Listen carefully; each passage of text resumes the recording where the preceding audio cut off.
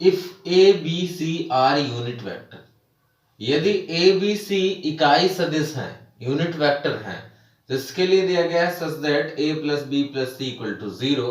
आपके लिए फाइंड करना है A dot B, B dot C, C dot क्या होगा।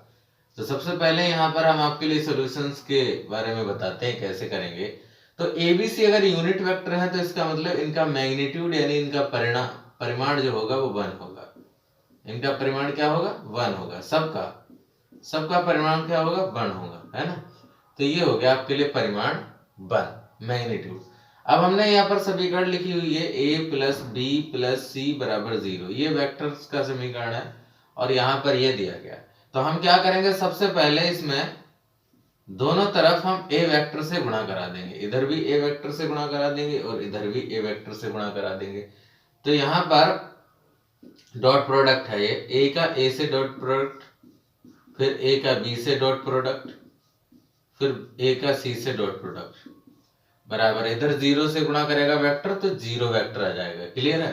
a डॉट ए कितना हो जाता है, तो हम बता दें आपके लिए a डॉट ए जो है वो मॉड का a के स्क्वायर हो जाता है।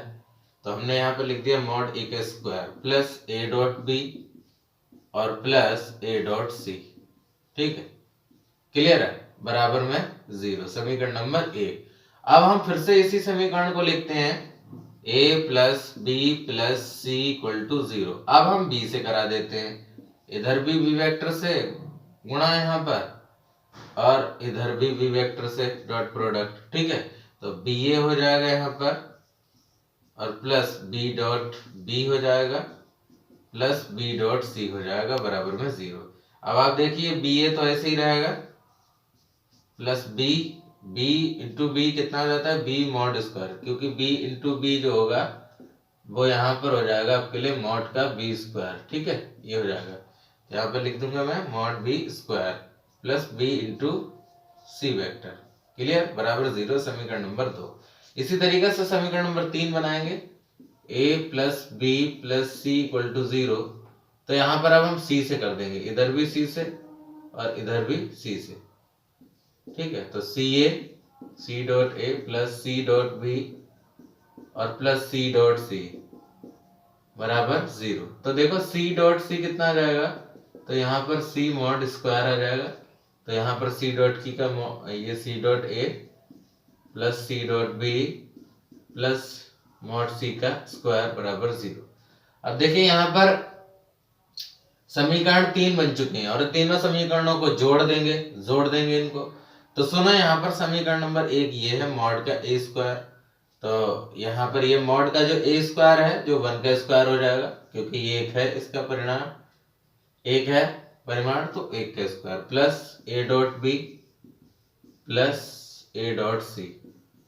उसके बाद प्लस इधर आ जाओ, यहाँ पर बी ए है, b a plus mod b square का मान भी 1 होगा तो 1 रख दिया plus b dot c plus तीसरी समीकरण में देखिए सी डॉट ए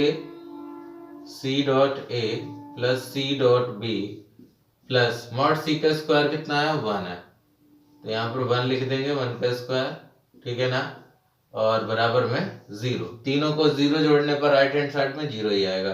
अब देखिए 1 1 और ये 1, तो मिला करके कुल 3 हो जाएंगे, तो 3 प्लस a डॉट बी और a डॉट बी मिला करके 2a डॉट बी और फिर यहाँ पर देखिए b डॉट सी और b डॉट सी, तो यहाँ 2 हो गए हैं तो 2 of b dot c plus इसी तरीके से आप सी ए देख सकते हैं, ये सी ए है और ये भी सी ए है, तो यहाँ पर 2 टाइम्स ऑफ सी ए। ठीक है, ये हो गया बराबर में 0। अब आप यहाँ पर क्या कहें, 3 प्लस 2 कॉमन ले लीजिए, तो बचा a dot b plus b dot c plus c dot a, इस तरीके से हो जाएगा बराबर में 0।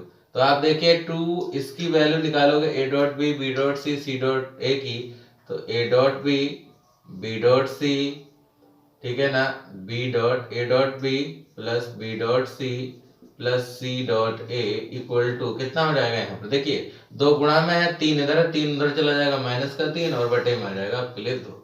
तो ये आपका आंसर हो जाएगा a dot b b dot c और c डॉट ए। तो बहुत ही इंपॉर्टेंट प्रश्न है, आप कर सकते हैं बहुत ही इजी तरीके से। आई होप आप ये समझ गए होंगे। Thank you for watching this video.